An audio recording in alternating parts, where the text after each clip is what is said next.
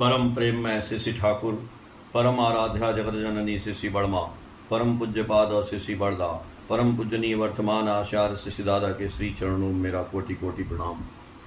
आज इस ऑनलाइन सत्संग में उपस्थित आप सभी गुरु भक्तों, माताओं, बहनों, बच्चों को मेरा हार्दिक जय गुरु, और जितने भी पंजाधारी दादा लोग हैं सबको मेरा हार्दिक जय गुरु प्रणाम। आज का सत्संग हो रहा है, इसके पहले मैं जो परम पूज्यपाद श्री काजल दा का जो निधन हो गया उसके लिए हम लोग जो है ठाकुर जी से उनकी मंगल की लिए चेष्टा करेंगे। ठाकुर जी उनकी आत्मा की शांति प्रदान करें। आगे हम लोग जो है ठाकुर जी की बहुत, हमने भी आप लोग जो किए चर्चा कर रहे थे, बहुत अच्छा लगता है जब सब लोग एक साथ मिलजुल के काम करते हैं। और हमारे संजय दा इसके जो है मेन हेड हैं और वो सबको एक साथ बांधे हुए हैं, इसलिए ठाकुर जी उनको जो है उनकी आयु लंबी करें, सुखी रखें। और जितने भी लोग इस सत्संग से जुड़ते हैं उनकी, और जितने लोग सुनते हैं इस वातावरण के, ठाकुर जी तो सबके लिए हैं, चाहे कोई दीक्षा लिया है और चाहे कोई दीक्षा नहीं लिया है।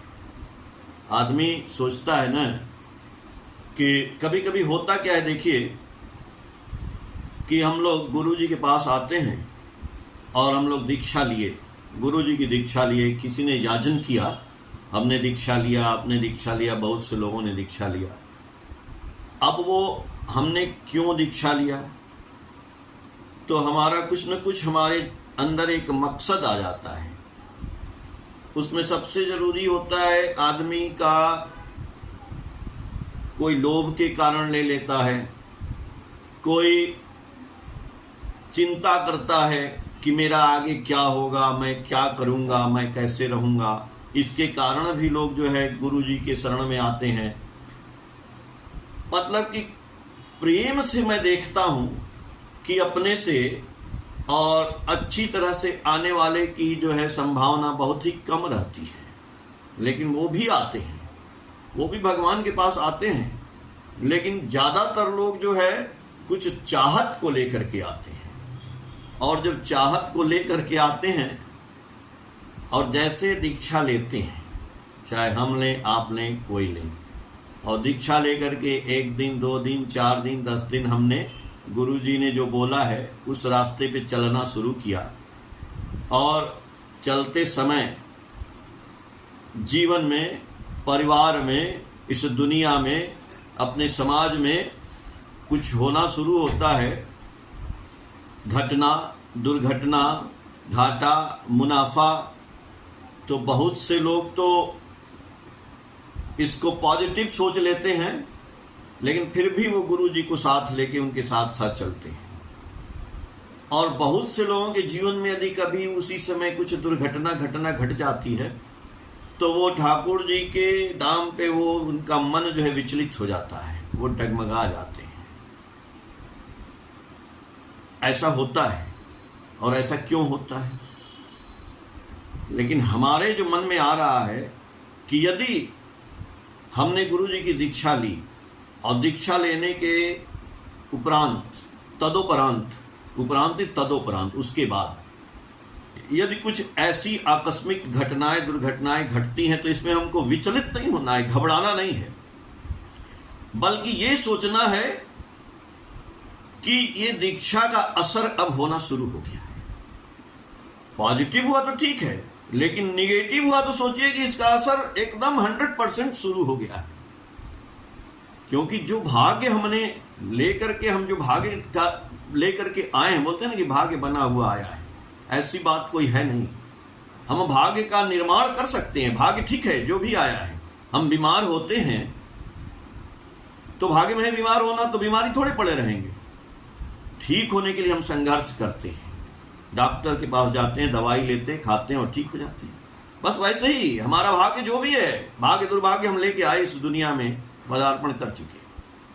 लेकिन अब इस भाग्य को बनाना आपके मुट्ठी में है, हमारे मुट्ठी में है।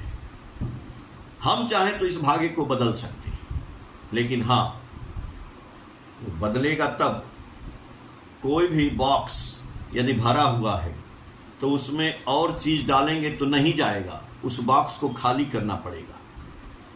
मोबाइल में मैसेज आता है, मेल आता है, देखते हैं आप, मेल से भर जाता है मोबाइल, तो मेल के लिए आपको खाली करना पड़ेगा, उसका फोटोग्राफ वगैरह वगैरह जितना भी आपने लोड कर रखा है फाइल, वो सब में से खाली करना पड़ेगा, तब जाके फिर उसमें और मेल आएगा। वैसे ही हम गुरुजी के पास आए, हमने गुरुजी का दीक्षा लिया। अब ये तो बॉक्स फुल है ना भाई, अब ये बॉक्स फुल नहीं है तो आशीर्वाद आना शुरू हो जाता है, और बॉक्स फुल है तो आशीर्वाद नहीं आता है, पहले प्रतिवाद आता है। मैं एक ठाकुर जी के भक्त हुए बसावन दा, और उन्हीं का राम बसावन सिंह नाम था उनका, उनकी बातें बताऊंगा तो ये बात आपको स्पष्ट हो जाएगी। तो राम बसावन सिंह उनका नाम है, और ठाकुर जी के पास रहते थे, एकदम उन्हीं की सेवा करते थे। और सेवा करते हैं तो ठाकुर जी के पास कोई पैसा रुपया तो मिलता नहीं है, लेकिन इष्टवृत्ति करना होता है रोज सबको। अब वो कैसे इष्टवृत्ति करें? तो जो हमारी आपके तरफ से जो गुरु भाई लोग जाते हैं, आप देखते हैं आश्रम में सब लोग सेवक हैं, तो कोई किसी से मिलता है, मित्रता होता है, तो बात हो जाती है, तो उसको 10 रुपया 20 रुपया 50 रुपया लोग प्रणामी ऐसे दे देते हैं कि दादा रखिएगा। तो ऐसे ही उनको लोग आ करके देते थे, और वो उसी से अपना जो है 5 पैसा 10 पैसा जो भी हो इष्टवृत्ति करते थे। नहीं होता था रोज मांगना पड़ता था कि दादा दीजिए इष्टवृत्ति करने के लिए, लेकिन हाँ ठाकुर जी की सेवा में वो हमेशा रहते थे। एक दिन क्या हुआ कि उत्सव हुआ, बहुत आदमी आए, तो कोई 1 रुपया 2 रुपया 8 आना 4 आना दिया, उनके पास 90 रुपया इकट्ठा हो गया। तो 90 रुपया इकट्ठा हो गया तो उनको लोभ हो गया, लोभ हो गया तो उसको रुमाल में बंद करके और अपने जो है ब्रीफकेस में ले जाके बक्से में रखा है। अब मन में सोचे कि चलिए अब 90 रुपया हो गया है, अब कम से कम हमको 6 महीना साल भर इष्टवृत्ति के लिए तो मांगना नहीं पड़ेगा, और आराम से जो है हम अपना चैन से रहेंगे। लेकिन दुनिया के मालिक सब देख रहे हैं, देख रहे, बोले ना ठाकुर जी अंतर्यामी हैं, वो सब जानते हैं। एक दिन बैठे थे ठाकुर जी के पास।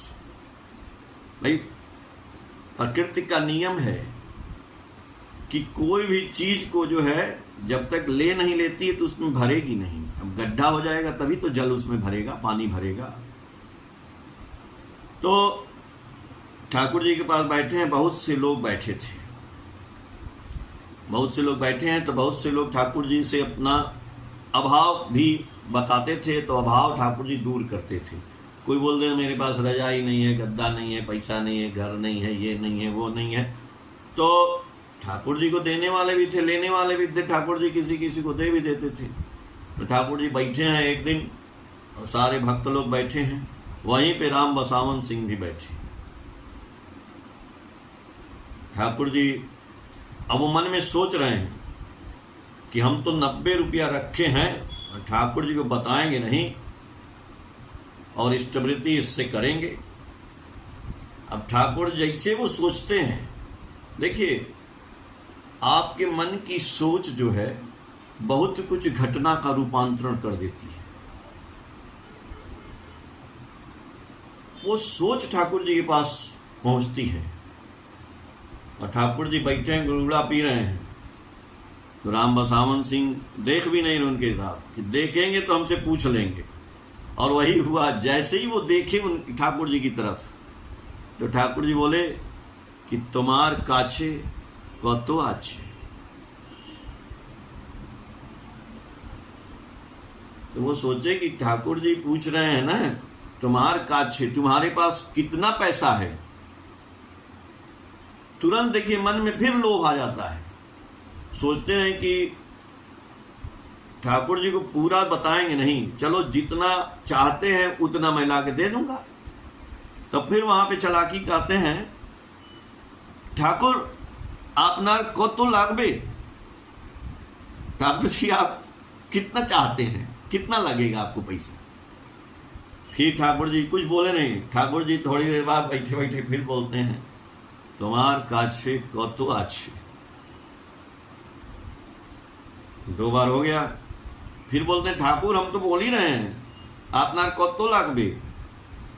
3री बार फिर ठाकुर जी बोलते हैं, राम बसावन तुम्हार काछे कतो आछे। वो तो विश्व ब्रह्मांड के मालिक हैं। अब ये सोच रहे हैं कि अरे भैया ठाकुर जी लग रहा है इनकी आंख जो है हमारे सूटकेस को छेद करके और हमारे रुमाल के अंदर 90 रुपया रखे हैं वो देख लिए हैं और इसीलिए बार बार पूछ रहे हैं। तो कह रहे हैं कि हमारे पास जा आछे सब नहीं आसबो, जितना है मैं सब लेके आता हूं। ठाकुर जाते हैं अपने रुमाल में से 90 रुपया लाते हैं और ला करके ठाकुर जी से बोलते हैं, ठाकुर जी ये लाए हैं।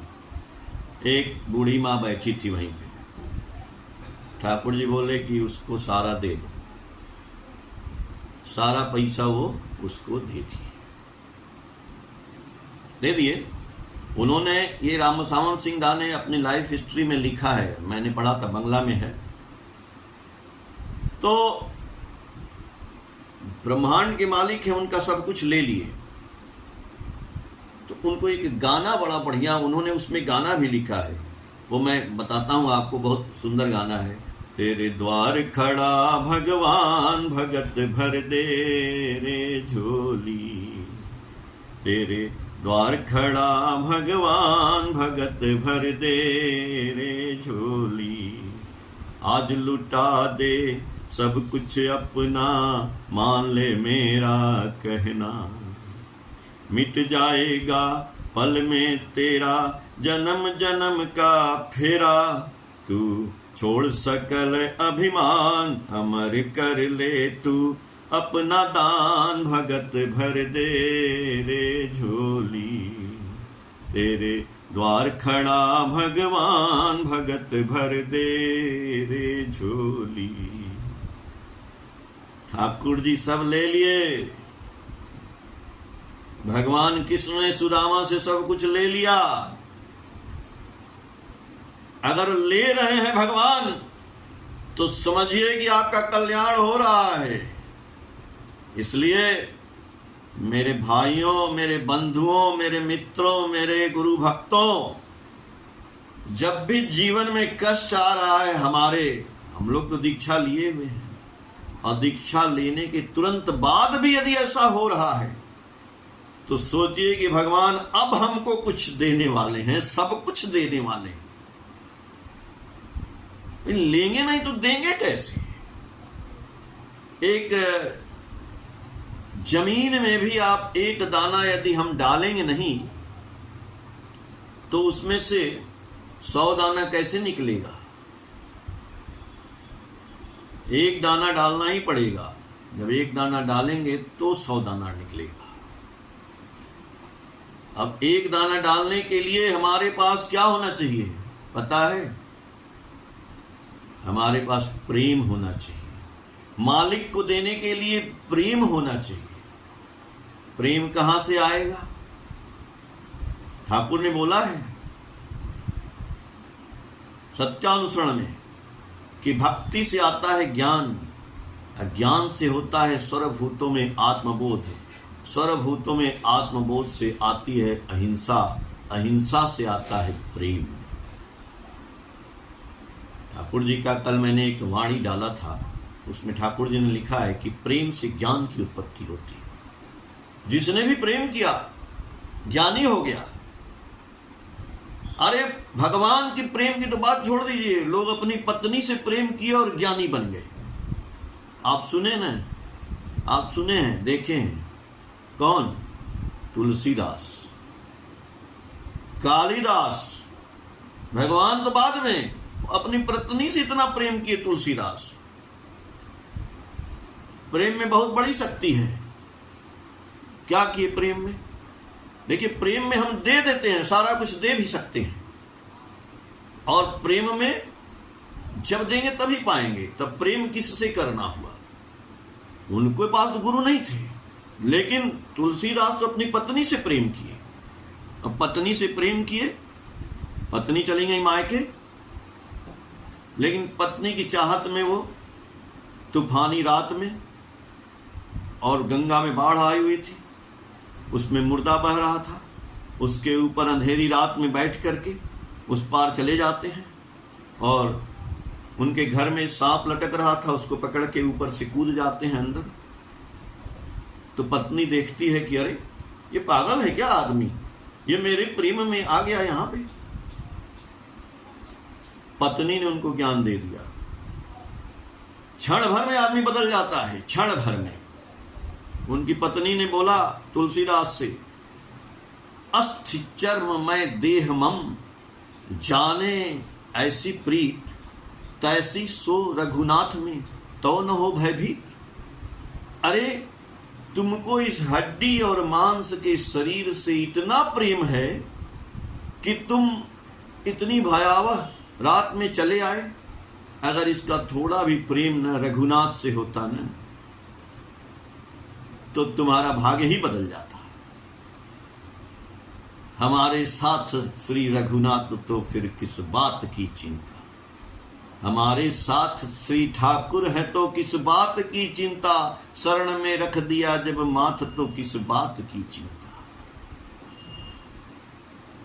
किया करते हो तुम दिन रात क्यों किस बात की चिंता, तेरे ठाकुर को रहती है तेरे हर बात की चिंता। मालिक हैं, थोड़ा भी प्रेम। उसी समय तुलसीदास वहां से आते हैं और देखिए तुलसीदास बन जाते हैं, श्री रामचरितमानस की रचना करते हैं। वैसे ही कालिदास का पता है ना, उनकी पत्नी का नाम था विद्योत्तमा, और बहुत पढ़ी लिखी थी, बहुत घमंडी थी, और वो जानती थी कि मैं दुनिया में सबसे विद्वान नारी हूं, और सारे विद्वानों को हरा देती थी, कोई भी उसे शास्त्रार्थ नहीं कर सकता था। एक दिन ज्ञानी पंडितों ने सोचा कि इसकी शादी ऐसे मूर्ख से कराया जाएगा कि ये समझ जाएगी कि किससे पाला पड़ा है। सारे पंडितों ने, सारे ज्ञानियों ने मिल करके एक लड़का खोजना शुरू किया। देखा कि एक आदमी जिस डाल पर बैठा है उसी को कुल्हाड़ी से काट रहा है। जिस डाल पे बैठा है काटेगा तो डाल गिरेगी तो मर जाएगा। तो बोले सब इससे बड़ा कोई मूर्ख ही नहीं होगा, इसको उतारो।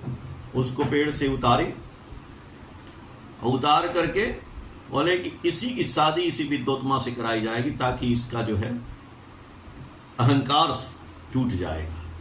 देखिए कैसे टकराव होता है, कैसे आदमी का भाग्य बदल जाता है, कहां से कहां कैसे भाग्य बदलता है। उसको उतारा गया और उतार करके ले जाया गया। बोला तुम्हारी हम लोग शादी कराने जा रहे हैं और तुम कुछ बोलना नहीं, बस जो तुम्हारे समझ में आएगा बस इंडिकेशन देना, संकेत देना। तो विद्योत्तमा के पास उसको नहला धुला कपड़ा पहना के ले जाया गया। ये हमारे बहुत ही ज्ञानी पुरुष हैं और इनसे शास्त्रार्थ करो, यदि शादी लेकिन करनी पड़ेगी, यदि ये जीत जाएंगे तो तुमको शादी करनी पड़ेगी। बोली ठीक है। विद्योत्तमा के सामने कालिदास को बैठाया गया। विद्योत्तमा ने एक उंगली उठाई, ऐसे केवल संकेत किया कि बोलते नहीं, तो उसने एक उंगली उठाई। कालिदास ने 2 उंगली उठाई। उनको समझ में आया कि ये मेरा एक आंख फोड़ेगी, तो उन्होंने कहा कि मैं तुम्हारा दोनों आंख फोड़ दूंगा। तो उसने जो है ऐसे 5 दिखाया उंगली। कालिदास ने मुट्ठी दिखाया कि थप्पड़ से मारोगी तो हम घूसा मारेंगे। बस 2 क्वेश्चन हुआ। पंडितों ने उनको समझा दिया कि आपने कहा कि परमात्मा एक है, उन्होंने कहा कि नहीं 2 हैं, एक आत्मा और एक परमात्मा। ठीक, आपने दिखाया चिति जल पावक गगन समीरा, 5 तत्व मिल बना शरीरा, क्योंकि 5 तत्व से मिलकर शरीर बनाए, तो उन्होंने मुट्ठी दिखा दी। अब वो हार गई, उसकी शादी करा दी गई कालिदास से। कालिदास से शादी हो गई कालिदास घर में बैठे हैं और एक दिन जो है ऊँटों का दल आ रहा है, ऊँट आ रहे थे। अब कालिदास देख के उष्ट उष्ट चिल्लाना शुरू किए। विद्योत्मा ने सुना कि अरे ये तो आदमी बहुत गलत बात बोलता है, इसको तो बोलने भी नहीं आता है। उसी समय जो है विद्योत्मा ने उनको घर से मार के बाहर निकाल दिया।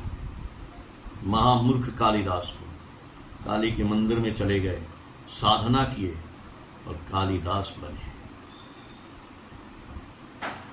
देखिए, प्रेम का लगाव भी अच्छा है, प्रेम का प्रादुर्भाव भी अच्छा है। ऐसी लागी लगन मीरा हो गई मगन, वो तो गली गली हरि गुन गाने लगी। गलियों में पली पल के जोगन बनी, मीरा रानी दीवानी कहाने लगी। अरे प्रभु से प्रेम हो जाएगा ना, मालिक से प्रेम हो जाएगा ना, प्रेम हो जाना ही अपने में बड़ी बात है।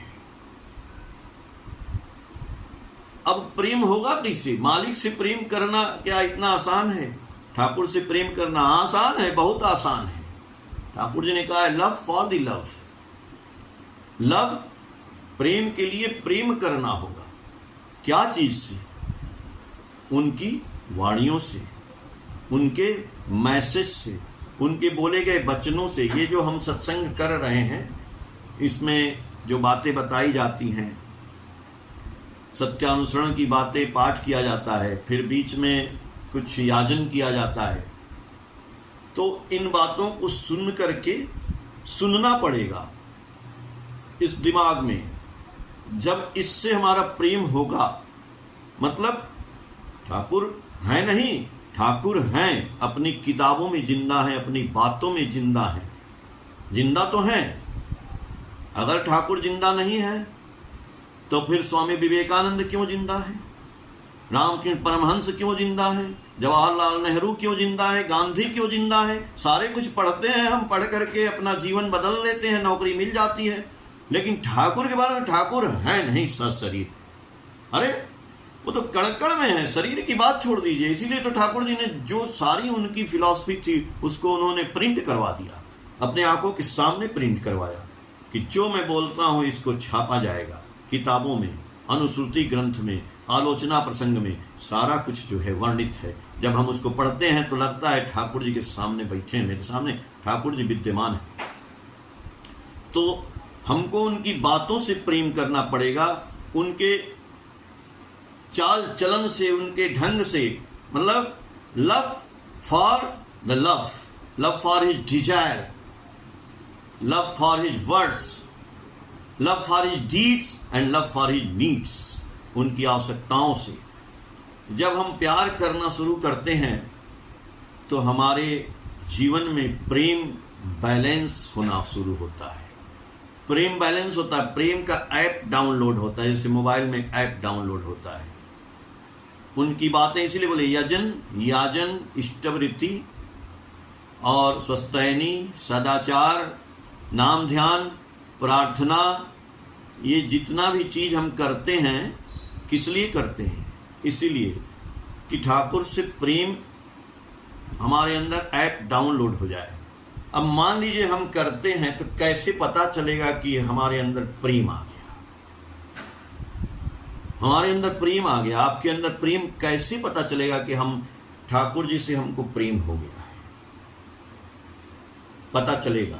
एक दिन मैं आश्रम में घूम रहा था देवघर, तो बहुत ही घटना याद आ गई, मैं बता रहा हूँ। तो मैं उस समय, मेरी नई नई शादी हुई थी और मैं नया नया ठाकुर जी को ग्रहण किया था, तो बड़ा अच्छा लगता था। वहाँ आश्रम का जो रूपरेखा बना है, लकड़ी का सब बना है, और वहाँ पे ठाकुर जी की वाणियाँ लिखी हुई थी, वो बहुत अट्रैक्ट करती थी। तो जहाँ परम पूज्यपाद बड़दा बैठते हैं, जहाँ आजकल आचार्य बैठते हैं और नाम ध्यान होता है, वहाँ पे सब बोर्ड लगे हुए हैं छोटे छोटे, तो उस पे बंगला में लिखा हुआ था सब। अब बंगला मेरे समझ में नहीं आता था। एक दिन मेरे मन में विचार आया, देखिए कैसे कैसी बात आती है।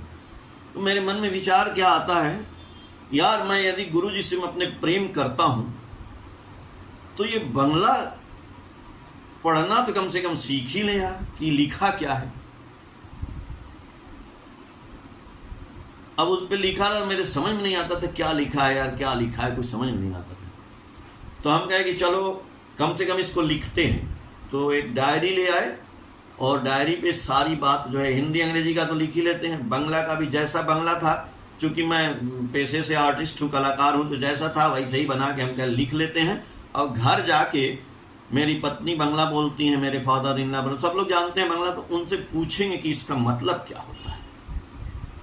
लिख रहे थे, अचानक देखिए भगवान का आशीर्वाद, अचानक हमारे जो वर्तमान आचार्य हैं उनकी माँ बड़ बोदी, वो 10 बज रहा था दिन में, और वो आती हैं पूजा करने ठाकुर जी का, डलिया में फूल वूल लेके आई।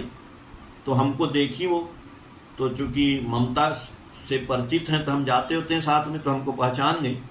बोली क्या कर रहे हो? हम प्रणाम किए। तो बोले माँ वो लिख रहे हैं, वाणियाँ चारों तरफ लिखी हैं तो उसी को लिख रहे हैं।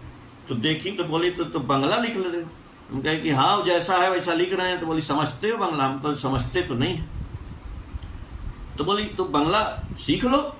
तो बोले कैसे सीख लें? बोली बाहर जाओ, वहाँ पे किताब मिलती है बंगला से हिंदी का। तो हम कहे हाँ ये तो ठीक ही कह रहे हैं। फिर उसके बाद वो चली गई, मैं बाहर गया, एक किताब खरीदा 5 रुपए का, बंगला टू हिंदी। तो उसमें जैसे क लिखा था हिंदी का, वैसे बंगला का क मात्रा। अरे हम आधे 1 घंटे में समझ गए कि अच्छा ये बात है, और हिंदी और संस्कृत से मिला जुला बंगला है। अब वो सीखने के बाद दूसरे दिन हम आके देखे, उस पर लिखा था, पढ़े उसको, पढ़े तो लिखा था, 1 दिन में सीख लिए। सोचिए, लिखा था उस पर मंददर्शी जारा, आज भी लिखा है, आप जाके देखिएगा, मंददर्शी जारा एक झलक देखे ही नहीं भालो मंद तारा। अब वो समझ में नहीं आया हमको, देख तो लिए यार, पढ़ भी लिए, मंददर्शी जारा एक झलक देखे ही नहीं भालो मंद तारा। तो हम आके अपने घर पे पूछे, हमारे फादर इन लॉ हैं, हमारे मधुगता हैं, डॉक्टर हमारे ब्रदर इन लॉ हैं, भाई इसका मतलब क्या होता है? हम लिख के लाए हैं। तो बोले कि इसका मतलब होता है मंददर्शी जारा, जो आदमी मंददर्शी मतलब बुरा देखता है, एक झलक देखे नहीं भालो, मतलब कि जो आदमी अच्छा में भी बुरा ही देखता है वो बुरा ही हो जाता है। मंददर्शी जारा एक झलक देखे नहीं भालो मंद तारा। इसलिए हमको बुराई में भी अच्छाई देखने की चेष्टा करनी चाहिए। बहुत बड़ी बात, वो छोटा सा सेंटेंस लिखा है 2 लाइन का, और ये बात हमारे जीवन में बदलाव ला दिया। मैंने बंगला सीख ही लिया, पूरा बंगला को ट्रांसलेट करने लगा। आज मैं जो वीडियो डालता हूं तो बहुत से उसमें बंगला की किताब से मैं बंगला को हिंदी करता हूं, और हिंदी करके आपके सामने लिख के डालता हूं, वो फिर बोलता हूं उसको हिंदी में। ये ठाकुर जी ने एक, मैं प्रेम की बात, ठाकुर जी बोले कि यदि तुम्हारे बताने से अपनी बातें किसी का मंगल हो तो उसमें अभिमान नहीं होता। इसलिए मैं अपनी अभिमान की बात नहीं, एक मंगल की बात बता रहा हूँ कि ठाकुर जी का बंगला सीखने हमको बड़ा अच्छा लगने लगा। मैंने बंगला की ढेर सारी किताब जितनी भी जब जाते हैं ला के रखते हैं। आलोचना में बंगला भी लेता हूँ, हिंदी में लेता हूँ, अंग्रेजी में सब लेता हूँ, सातवती लेता हूँ, मैग्नेटिक, सब मेरे पास रहती है। तो समझ लीजिए कि अब इतना अच्छा लगता है कि सारा बंगला की किताब मैंने, आलोचना खंड 4 तक हिंदी है, उसके बाद सब बंगला है, सब मैंने खरीद के लाया है, सब मैं पढ़ता हूँ। तो ठाकुर जी देखिए, इसीलिए ना जा रहे थे रास्ते में ठाकुर जी, तो एक कुत्ता मरा पड़ा था। तो सब लोग बोले बहुत दुर्गंध कर रहा है, ठाकुर जी इधर से मत जाइए। ठाकुर जी बोले नहीं, इसका दांत देखो कितना सुंदर लग रहा है। मतलब इसी पे है कि भालो मंद जारा एक झलक देखे नहीं, मंददर्शी जारा एक झलक देखे नहीं भालो मंद तारा। बहुत बढ़िया। ठाकुर जी आप लोगों का मंगल करें और सब लोग सुखी रहिए। और ऐसे ही जो है कभी कभी हम लोगों को, हमको याद कर लिया करिए, ताकि हम लोग आपस में वार्तालाप करें और जो दिमाग में बातें हैं वो आए और हम लोग उसका आनंद लें, और सब लोग जो है अपने आप को हम लोग बदलने की कोशिश करें। जय गुरु दादा, जय गुरु माँ, धन्यवाद।